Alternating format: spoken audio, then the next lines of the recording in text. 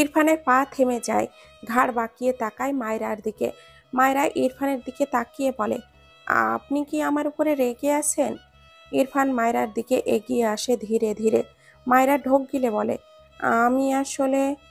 ইরফান এগোতে এগোতে গম্ভীর গলায় বলে, তুমি আসলে। মায়রার এলোমেলো দৃষ্টি ফেলে।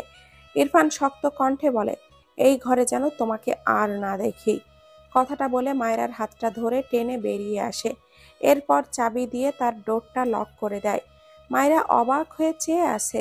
ইরফান আবারও মায়রার চোখের দিকে তাকিয়ে হুমকির স্বরে বলে, আই রিপিট, এই ঘরের আশেপাশে যেন তোমাকে না দেখি। কথার হেরফের হলে পা দুটো কাটতে অনলি 2 সেকেন্ড টাইম নিব। মায়রা পিটপিট করে চেয়ে রইল ইরফানের পানে। ইরফানের ব্যবহার তার মাথার উপর দিয়ে গেল। ইরফান গটগট পায়ে এগিয়ে গেল। সিঁড়ি বেয়ে নামতে গিয়ে পা গুটিয়ে নিল। নিচে তার আত্মীয় স্বজন সবাই আছে। সবার আগে চোখে পড়ল জাহারাকে। মায়রা তার ঘরে না থাকায় মায়রাকে অপমান করে বলা কথাগুলো ইরফানের কানে বেজে উঠল। কিছু একটা মাথায় খেলে গেল। মায়রাকে অন্য ঘরে রাখলে বাইরের মানুষ মায়রাকে অপমান করার সুযোগ হাতছাড়া করবে না। ব্যাপারটায় ইরফান চরম বিরক্ত হলো। দ্রুত পায়ে উল্টো ঘুরে মায়রার সামনে গিয়ে দাঁড়ায়। মায়রা ইরফানের দিকেই চেয়েছিল। ইরফানকে ফেরত আসতে দেখে অবাক হয়। ইরফান মায়রার বাম হাত তার হাতের মুঠোয় নেয়। এরপর পকেট থেকে চাবিটা বের করে তার ঘরের দরজা খুলে মায়রাকে নিয়ে ঘরের ভেতরে যায়। মায়রা অবাক হয়ে শুধু ইরফানের কর্মকাণ্ড দেখছে। ইরফান ঘরের দরজা আটকে দিল। এরপর মায়রার কাছে এসে দুই হাতে মায়রার গাল আঁকড়ে ধরে মৃদু স্বরে বলে, তুমি জাস্ট এই ঘরে থাকবে, ওকে? মায়রা বাকরুদ্ধ হয়ে ইরফানের দিকে চেয়ে আসে। লোকটা কি পাগল হয়ে গেল? কখন কি বলে নিজেই জানে না। ইরফান মায়রার চোখের দিকে তাকায়। মায়রা জিভ দিয়ে ঠোঁট ভিজিয়ে বলে, আপনি যে বললেন পা কাটবেন। ইরফান মায়রার পুরো মুখে দৃষ্টি বুলিয়ে নেয়। মেয়েটার উপর ইদানিং রাগ হয় না তার, রাগ হয় তার বাবার উপর, প্রচণ্ড রাগ। মায়রার বোকা বোকা প্রশ্ন ইরফান চুপ করে হজম করে। মায়রার দৃষ্টিতে দৃষ্টি রেখে মৃদু স্বরে বলে, কাটবো, তবে ঘর থেকে প্রয়োজন ছাড়া বেরোলে। মায়রা চোখের পাতা ফেলে ফেলে ইরফানের দিকে তাকিয়ে থাকে। এই লোকটা কেমন যেন মায়রা একদমই বুঝতে পারে না। সেকেন্ডে সেকেন্ডে রং পাল্টায়। ইরফান মায়রার মাথা থেকে ওড়নাটা নামিয়ে দিল। ডান হাতের উল্টো পিঠে মায়রার গলার ভাঁজে হাত দেয়। মায়রার শরীর শিরশির করে ওঠে। ইরফান মায়রার গলায় লেগে থাকা বিন্দু বিন্দু ঘাম মুছে দেয়।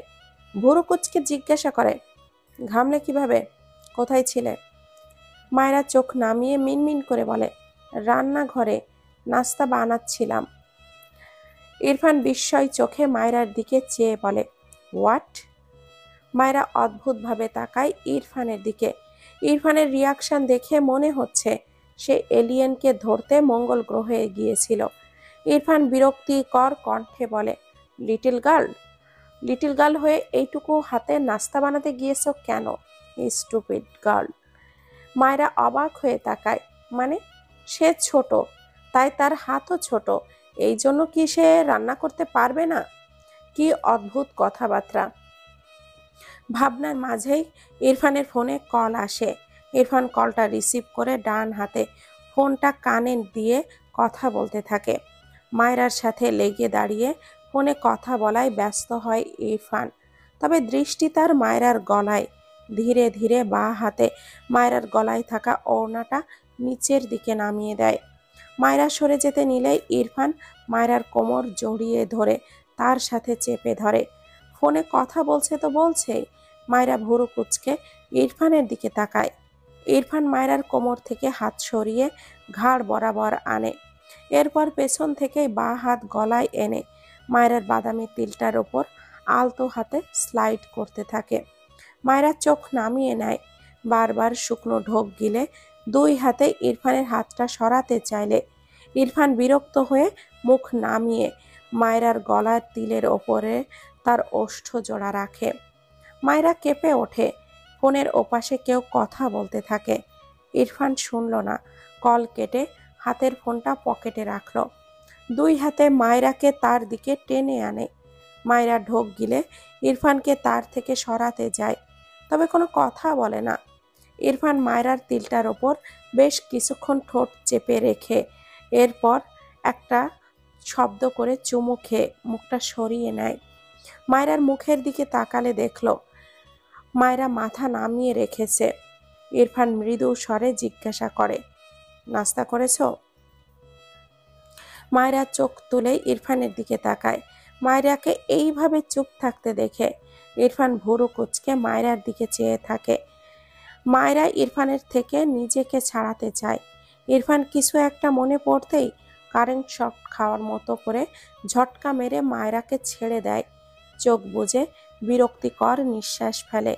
কিছু একটা ভেবে প্রশ্ন করে, তোমার কবে বিয়ে করার ইচ্ছা ছিল? ইরফানের প্রশ্নে মায়রা বোকা চোখে তাকায় ইরফানের দিকে। লোকটা কেমন যেন অদ্ভুত বিহেভ করছে, এক এক সময় এক এক রকমের বিহেভ। মায়রার নিজেরই নিজেকে পাগল পাগল লাগছে। ইরফান গম্ভীর গলায় বলে, স্পিক আপ। মায়রা ঢোক গেলে তখনকার কথায় যে রেগে গিয়েছিল, এখন আবার রেগে যাবেন না তো?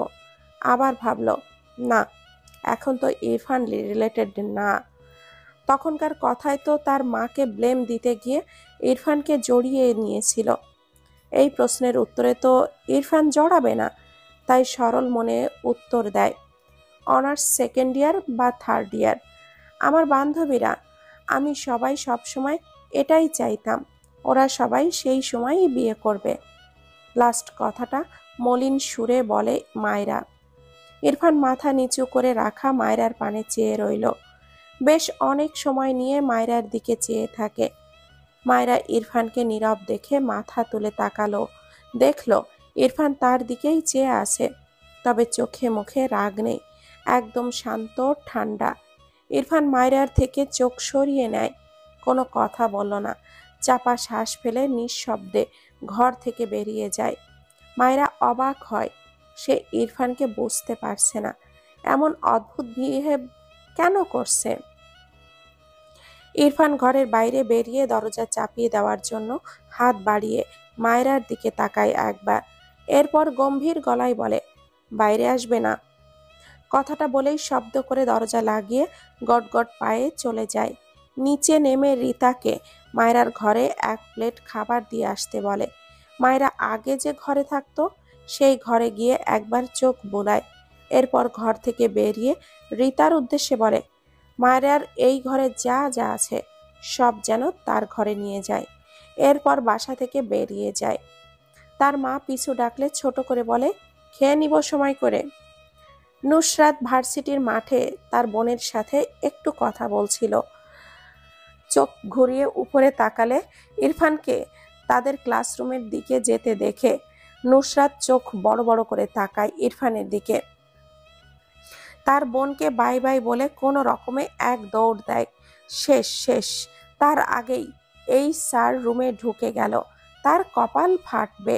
পেছন থেকে অন্তরা বিরক্তির কর কণ্ঠে বলে, এই আস্তে যা, পড়ে যাবি। নুসরাত পিছু ফিরে বলে, তাতে কি, ক্লাস মিস দিলে পরীক্ষায় পাবো গোল্লা, আর এখন লেট করলে ক্লাসে যে ঢুকতেই পারবো না। জীবন শেষ আপু, তুমি যাও। অন্তরা বিরক্ত হলো, তার এই বোনটা লাফাই বেশি, তার আর এর মধ্যে আকাশ পাতাল তফাৎ। ভাবনা রেখে ভার্সিটির চত্বর থেকে বের হয়ে তার গন্তব্যে রওনা হয়। নুসরাত ওপরে উঠে দিক বিদিক শূন্য হয়ে দৌড়াচ্ছে। হঠাৎই কেউ তার হাতটা টেনে ধরে। নুসরাত চেঁচিয়ে ওঠে, কোন বেয়াদব রে? সাজিদ বিরক্ত হয়ে বলে, পড়বি ভালো কথা, আমারে ফালানোর ধান্দা করছিস নাকি? হ্যাঁ, দেখি সর। নুসরাত অসহায় মুখ করে তার রুমের দিকে তাকালো। ইরফান তাদের থেকে কয়েক হাত দূরত্বে দাঁড়িয়ে ফোনে কথা বলছে। নুসরাত সাজিদের হাত ছাড়িয়ে নিয়ে ভদ্র হয়ে দাঁড়ায়, ফিসফিসিয়ে বলে, তাড়াতাড়ি চল, নয়তো ক্লাস মিস। সাজিদ সম্মতি দিল। দুপায় এগোতেই ইরফান ক্লাসরুমে প্রবেশ করে। নুসরাত, সাজিদ ও তখনই দরজার সামনে দাঁড়ায়। ইরফান ক্লাসরুমে প্রবেশ করে দাঁড়িয়ে যায়। পিছু ফিরে নুসরাত আর সাজিদকে দেখে গম্ভীর গলায় বলে, হু আর ইউ? নুসরাত চোখ বড় বড় করে তাকায়। এই তেড়া লোকের ঝাড়ি খেতে খেতেই তার রাত পার হয়। তাকে কিনা চেনে না? কি ভয়ঙ্কর পোল্টিবাজ লোক, ভাবা যায়। সাজিদ সাধারণ একজন স্টুডেন্ট। সে ভদ্রভাবে উত্তর করল, স্যার, আমি এই ক্লাসের স্টুডেন্ট। ইরফান হাত ঘড়িতে সময় দেখে বলে, রং আনসার। নুসরাত খুব ভালোই বুঝলো 1 সেকেন্ড লেট হয়েছে মানে এই স্যার এখন তাদের ধুইয়ে দিবে। মিনমিন করে বলে, সরি স্যার। ইরফান কিছুই বলল না, এগিয়ে গিয়ে ক্লাসরুমের সামনে গিয়ে দাঁড়ায়। নুসরাত আর সাজিদ ভাবল নীরবতা সম্মতির লক্ষণ।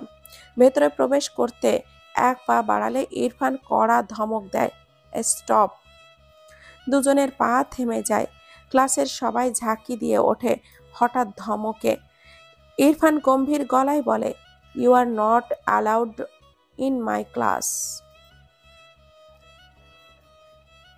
এরপর আর কোনো কথা না বলে লেকচার দেওয়া স্টার্ট করে। টানা 1 আওয়ার ইংলিশে লেকচার দেয়। সবার চোখে মুখে ক্লান্তি। ইরফান একবার হাত ঘড়িতে টাইম দেখল, এরপর গম্ভীর গলায় বলে, 10 মিনিটস ব্রেক। নুসরাত সাজিদ অসহায় হয়ে দাঁড়িয়ে আছে। নুসরাতের পা ব্যথা হয়ে গেল। এখান থেকে তাদের 1 পাও নড়তেও দেয়নি।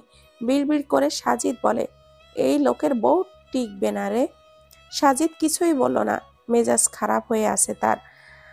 আজ ইম্পর্টেন্ট টপিকের ওপর ক্লাস করিয়েছে আর তাদের দাঁড়িয়ে দাঁড়িয়ে গিলতে হয়েছে। ইরফান তার অফিসের স্টাফের সাথে ফোনে কথা বলে কিছু সময়। ঠিক 10 মিনিট পর আবারও লেকচার দেওয়া শুরু করে। সাজিদের কেঁদে দেওয়ার মতো অবস্থা। সে ভালো স্টুডেন্ট, আজকেই একটু লেট হয়েছে, তবুও এই স্যারের জন্যই। 1 আওয়ার আগে জানিয়েছে ক্লাস টাইম। এইরকম 2-1টা স্যার থাকলে জীবন প্যারাময় হতে আর কি বা লাগে। ইরফান আবারও প্রায় 15 মিনিট লেকচার দিয়ে পুরো একটা টপিক শেষ করে। এরপর গটগট পায়ে রুম থেকে বেরিয়ে যায়। ইরফান বেরিয়ে যেতেই নুসরাত এক দৌড়ে গিয়ে একটা ফাঁকা চেয়ারে বসে পড়ে। শব্দ করে বলে ওঠে, শেষ শেষ, আমার পা গেল। সবাই অসহায় চোখে তাকায়। কিছুই করার নেই, এই স্যার এমনই। সাজিদ নুসরাতের মাথায় একটা আলতো থাপ্পড় দিয়ে পাশের চেয়ারে বসে বলে, এমনিই মেজাজ খারাপ হয়ে আছে, এর মধ্যে মাইয়া মানুষের ঢং দেখে আরো মেজাজ গরম করবি না সেমরি, জাফট। নুসরাত মাথা ডলে কটমট দৃষ্টিতে তাকায় সাজিদের দিকে। রেগে বলে, তোরে ছাড়ুম না সাজিদদা। সাজিদ এগিয়ে এসে বলে, আগে ধর, তারপর ছাড়ার কথা কইবি। নুসরাত চোখ মুখ কুঁচকে অন্যদিকে তাকিয়ে বলে, তুই জাফট কালামানি। সাজিদ বিরক্ত হয়ে বলে, আমি কালো হলে বাংলাদেশের মান রাখছি, তোরা শালি সাদা হইয়া বাংলাদেশের নাম মুচ্ছা ফেলতাছিস। সাজিদের কথা শুনে সবাই হেসে ফেলল। নুসরাত মুখ বাঁকালো। ফারহা ক্লাসে তার ফ্রেন্ড জুয়ের সাথে হেসে কথা বলছিল। হঠাৎই কোথা থেকে জুয়ের খালাতো ভাই জামিল এসে সামনে একটা চেয়ারে বসে। ফারহা ভুরু কুঁচকে বলে, এখানে বসলি কেন? আর একটু পর ক্লাস, যা। জামিল গা ছাড়া ভাব নিয়ে বলে, আমি এখানে বসেই ক্লাস করব, তোর বাপের কি? ফারহা মুখ কুঁচকে জুয়ের দিকে তাকিয়ে বলে, তোর ভাইয়ের মুখটা ঠিক না করলে কিন্তু কপালে দুঃখ আছে, বলে দিচ্ছি। তখনই ক্লাসে শুদ্ধ প্রবেশ করে। সবাই ঠিকঠাক হয়ে বসে। জামিল দ্রুতই ফারহার পাশের চেয়ারটাতে বসে পড়ে। শুদ্ধর নজর সর্বপ্রথম ফারহার দিকেই পড়ল, দৃষ্টি তীক্ষ্ণ। পাশে জামিলের দিকে তাকালে দেখল হাসি হাসি মুখ করে তাকিয়ে আছে। শুদ্ধ বিরক্ত হলো। আজ কি তার মেজাজ খারাপের দিবস নাকি? ফারহার দিকে আর তাকালো না, চুপচাপ লেকচার দিতে শুরু করে। টানা 15 মিনিট ইংলিশে লেকচার দেয়, এরপর থেমে যায়। চেয়ারে গিয়ে বসে পড়ে। বুকে 2 হাত গুজে চোখ বুজে বিরক্তির নিঃশ্বাস ফেলে। জামিল ফারহার দিকে একটু চেপে গিয়ে বলে, এটা তোর কে যেন হয়? ফারহা চিরিত করে উঠল, গায়ের মধ্যে আসে কেন?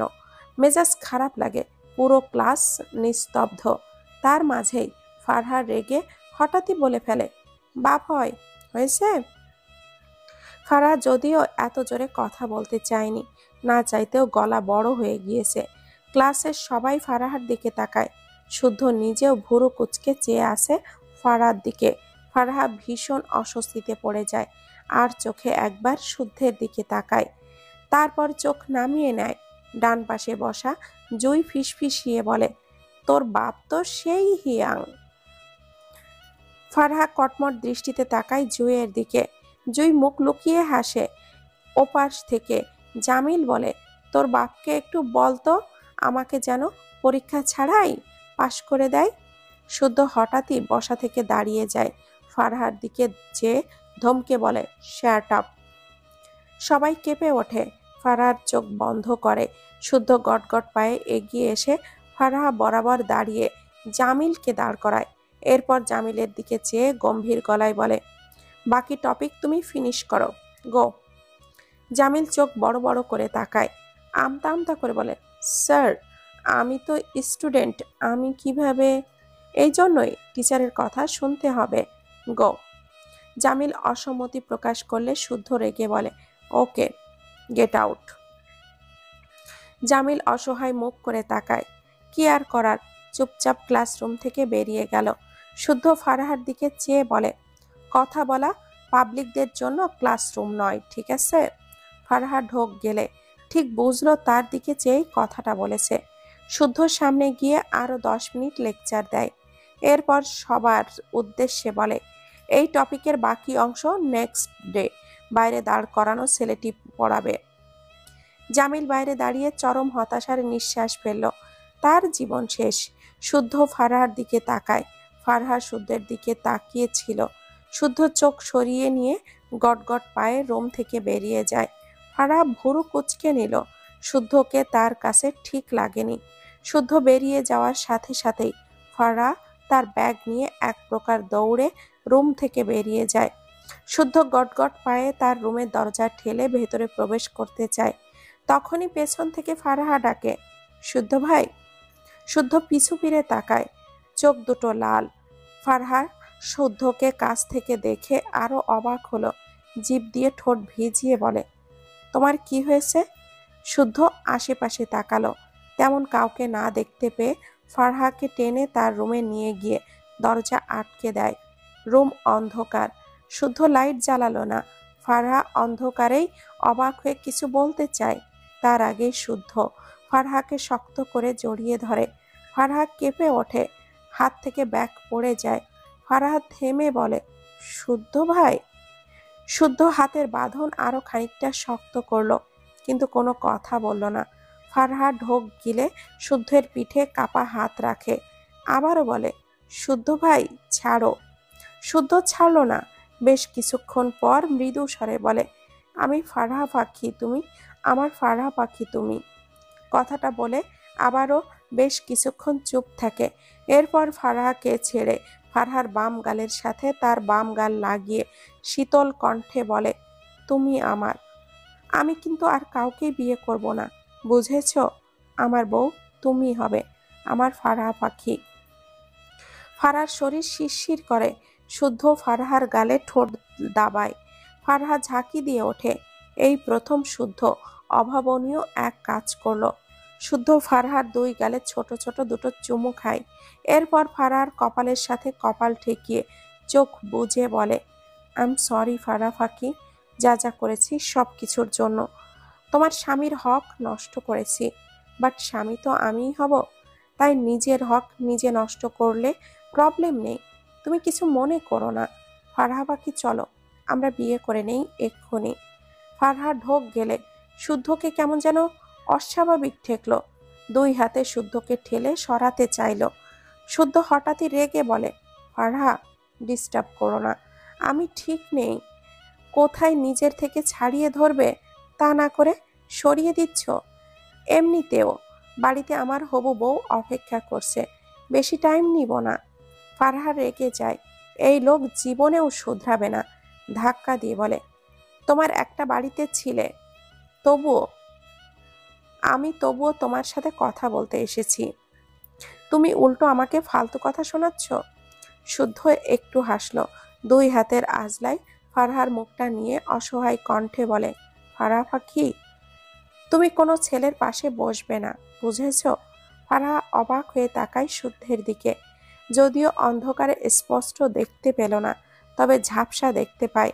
শুদ্ধর এইসব নতুন নতুন রূপ মেয়েটাকে যেন অদ্ভুত অনুভূতির সাথে পরিচিত করলো। ছোট করে বলে, আমি তো বসি না। শুদ্ধ মানল না, আবারও ফারহাকে শক্ত করে জড়িয়ে ধরে মৃদু স্বরে বলে, বসেছে তো, আমি রাখতে পারছি না, নয়তো তুমি মার খেতে আমার হাতে এখন। ফারহা ঢোক গিলে বলে, তোমার আম্মু ওই মেয়েকে এখনো তোমার বউ ভাবে? শুদ্ধ হেসে ফেলল, ফারহার কানের কাছে মুখ নিয়ে বলে, আমিও ভাবি, একটু আগেই তো বললাম হবু বউ, তুমি কি বাংলা কম বোঝো? ফারহা মোছড়ামুছড়ি করে, রেগে বলে, ছাড়ো আমায়।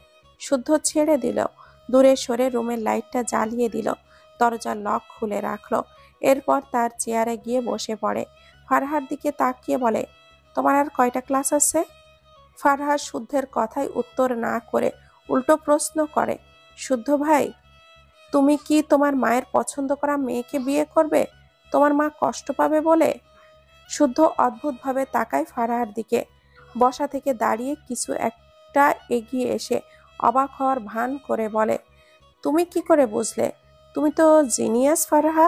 ফারহা রেগে বলে, তুমি কি জীবনেও সিরিয়াস হবে না? আমার কিন্তু রাগ লাগছে। শুদ্ধ সিরিয়াস কণ্ঠে বলল, আসলেই আমি মাকে কষ্ট দিতে চাই না ফারহা, একটুও কষ্ট দিতে চাই না। তাকে ভীষণ ভালোবাসি আমি, বুঝলে? একটু আগে আবেগের বশে ভুলভাল বলে ফেলেছি, ডোন্ট মাইন্ড। তুমি এখন যাও এখান থেকে। ফারহা অবাক হয়ে তাকায় শুদ্ধের দিকে। শুদ্ধ ভুরু কুচকে চেয়ে আসে ফারহার দিকে। ফারহার চোখ জোড়া ভিজে উঠল। কিছু কথা মিথ্যা জেনেও কান্না পায়, ফারহার তেমনই হলো। কিন্তু শুদ্ধকে ভীষণ সিরিয়াস লাগলো। মিথ্যে জেনেও চোখ ভিজেছে, তাহলে সত্যি শুদ্ধ ওই মেয়েকে বিয়ে করে নিলে তার কি হবে? ফারহা নাক টেনে বলে, তুমি সত্যি বলছো? শুদ্ধ মৃদু স্বরে বলে, একদম। ফারহা মাথা নিচু করে নেয়, কান্না মাখা গলায় বলে, তুমি আসলেই খারাপ লোক, স্বার্থপর লোক, আমার কথা একবারও ভাবছো না। শুদ্ধ ঝড়ের গতিতে ফারহার দিকে এগিয়ে আসে। হিজাবের উপর দিয়েই ফারহার মাথার পেছনের চুল গোছা শক্ত করে ধরে। ডান হাতে ফারহার গাল চেপে মুখ উঁচু করে। ফারহা চুলে গালে ভীষণ ব্যথা পায়, মৃদু আর্তনাদ করে ওঠে, আহ শুদ্ধ ভাই ছাড়ো, লাগছে আমার। শুদ্ধ আরো শক্ত করে ধরল ফারহার গাল, দাঁতে দাঁত চেপে বলে, একদিন বলেছি না মাকে ভালোবাসি, কিন্তু বউকে বাদ দিয়ে না। মাকে কষ্ট দিতে চায় না, কিন্তু এর মানে এই না বউকে ছুঁড়ে ফেলে মায়ের ভালোবাসা প্রুফ দিব। বলেছিলাম না তোকে? তবুও জ্বালাবি কেন আমারে? দুই ভাই বোন কি আমায় পেয়েছিস? হ্যাঁ, আমি সস্তা? তোর জন্য এত বছর অপেক্ষা করে আরেকজনকে বিয়ে করব? এই, আমারে তোর কাপুরুষ লাগে? কাপুরুষ হলে তো আগে তোরে তুলে নিয়ে বিয়ে করতাম। তোর মতামতের দাম দেই বেশি, এই জন্য আমার দাম নাই, তাই না? তোর ভাই আমারে নিয়ে আফসোস করে, তুই আমারে স্বার্থপর বলিস। তোর ভাইয়ের জন্মের আফসোস আগে মেটাবো, এরপর তোকে স্বার্থপরের সংজ্ঞা বোঝাবো আমি। ওয়েট। একটু থেমে আগের চেয়েও শক্ত কণ্ঠে বলে, ব্রেন লেন্সের জাত দুটো। কথাগুলো বলে ফারহাকে ধাক্কা দেয়। ফারহা পড়তে পড়তে বেঁচে যায়। অবাক হয়ে শুদ্ধের দিকে তাকায়, চোখ থেকে টুপটুপ করে পানি গড়িয়ে পড়ে। এর আগে কখনো শুদ্ধর এই রূপ দেখেনি। শুদ্ধ তার মাথার চুল টেনে রাগে টেবিলে একটা লাথি মেরে রেগে বলে, বেরো এখান থেকে, এক্ষুনি বেরোবি। ফারহা কেঁপে ওঠে। তখনই দরজা ঠেলে কেউ একজন ভেতরে প্রবেশ করে। শুদ্ধ তাকায় দরজার দিকে, তার এক সহকর্মীকে দেখে বিরক্তির নিঃশ্বাস ফেলে। ফারহা মাথা নিচু করে নেয়, ডান হাতে ভেজা চোখ মুখ মুছে নেয়।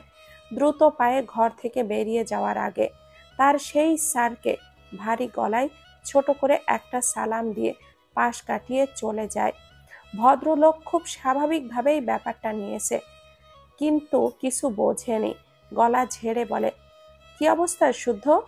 অনেকদিন পর দেখা করতে এলাম। শুদ্ধ তার চেয়ারে বসে শরীর এলিয়ে দেয়। একটু চুপ থেকে বলেন, ভালো।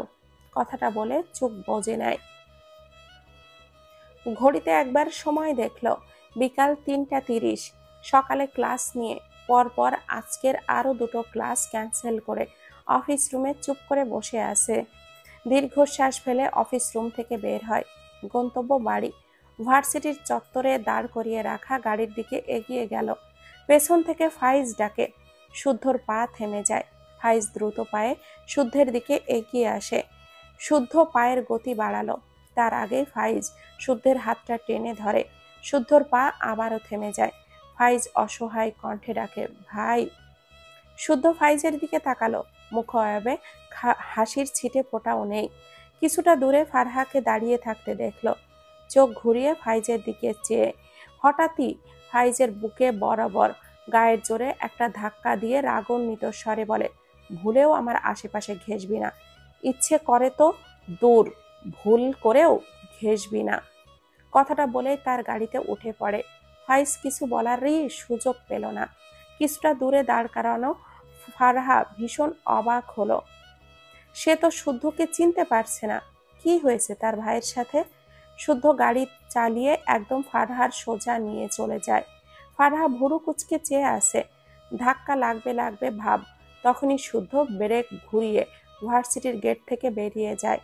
সামনের আয়নায় একবার ফারহার মুখটা দেখে। মৃদু হাসলো। বিড়বিড় করে, ফারহা ফাঁকি, কত জ্বালাও আমায়, নির্দয় মেয়ে। ঘড়ির কাঁটা টিকটিক করে জানান দেয় বিকাল 4টা। ইরফান ভার্সিটি শেষে অফিস করে ফিরেছে মাত্রই। মায়রাকে ঘরে দেখলো না। বিরক্ত হলো বোধ হয়। ওয়াশরুমে নিয়ে শাওয়ার নেয়। এরপর একটা গ্যাবার্ডিনের প্যান্ট পরে নেয়। বেলকনি থেকে ঠক ঠক আওয়াজ পেয়ে সেই দিকেই যায়। ঘর থেকে বেলকনিতে পা রাখলে চোখে মুখে বিস্ময় ভর করে। মায়রা মেঝেতে গোল হয়ে বসেছে। তার চারপাশে অনেকগুলো টব রাখা। সবগুলোতে একটা একটা করে ফুলের গাছ লাগানো। বেলি, গোলাপ আর নয়নতারা, এই 3টি ফুল আনিয়েছে মায়রা। কোলের ওপর একটা টবে খুব মনোযোগের সহিত মাটি ভরছে। এরপর লাস্ট ছোট্ট নয়নতারার ফুলের গাছটা নিয়ে খুব সুন্দর করে গেঁথে দিল টব ভর্তি মাটির মাঝে। সব কাজ শেষ করে মেয়েটা বিশ্ব জয় করা একটা হাসি দেয়। দ্রুত বসা থেকে উঠে বেলকনি থেকে রুমে আসার জন্য দ্রুত এগোতে নিলে ইরফানকে দেখে দাঁড়িয়ে যায়। চোখ বড় বড় হয়ে যায়। ঘাড় বাঁকিয়ে বেলকনির মেঝেতে তাকালো। সে ভেবেছিল এই লোকটা আসার আগেই সব পরিষ্কার করবে, কিন্তু তা তো পারল না। এখন তাকে কি করবে এই লোকটা? ভয়ে ভয়ে ইরফানের দিকে তাকিয়ে বলে, আমি এক্ষুনি সব পরিষ্কার করে দিচ্ছি, আমাকে 5 মিনিট টাইম দিন প্লিজ। ইরফান মায়রার দিকে তাকিয়ে আছে। কপালে গালে অসংখ্য জায়গায় মাটি লেগে। ইরফান ডান হাত উঠিয়ে মায়রার কপালে লেগে থাকা মাটি ঝেড়ে দিতে দিতে গভীর গলায় বলে, বাড়িতে আরো অনেকে আছে, তারা করবে। মায়রা মন খারাপ করে বলে, রিতা তো ঘুমিয়েছে। ইরফান গভীর গলায় বলে, আরো 2জন আছে। মায়রা অবাক হয়ে বলে, আপনি কিভাবে জানলেন? ইরফান কিছু বলল না। মায়রা উদ্বিগ্ন কণ্ঠে বলে, আপনি যাওয়ার পর এই বাড়িতে 2টো মহিলা আসে। তাদের নাকি কেউ পাঠিয়েছে। তারা এই বাড়িতে কাজ করবেই, কারণ এই বাড়ির কেউই তাদের পাঠিয়েছে। কিন্তু আপনার বাবা মা কেউই জানে না এই ব্যাপারে। কেমন ভুতুড়ে ব্যাপার। ইরফান শান্ত চোখে মায়রার কথাগুলো শুনল। ঠোঁট বাঁকায় সামান্য। বিড়বিড় করে, স্টুপিড গার্ল। এরপর জিজ্ঞাসা করে, এসব কোথায় পেয়েছো? মায়রা উৎফুল্লতার সাথে উত্তর দেয়, আপনার বাবা। এগুলো এখানে রাখতে পারবো? ইরফান মায়রার দিকে তাকিয়ে থাকে কিছুক্ষণ। এরপর প্যান্টের পকেটে হাত গুজে ঘরের ভেতরে যেতে যেতে ছোট করে বলে, পারবে। গল্পটির নাম প্রণয়ের অমল কাব্য। লিখেছেন ডিআরএম সোহাগ। তার পেজের নাম ডিআরএম সোহাগানি। ভাইয়াকে অনেক অনেক ধন্যবাদ এত সুন্দর একটা গল্প আমাদের মাঝে দেওয়ার জন্য।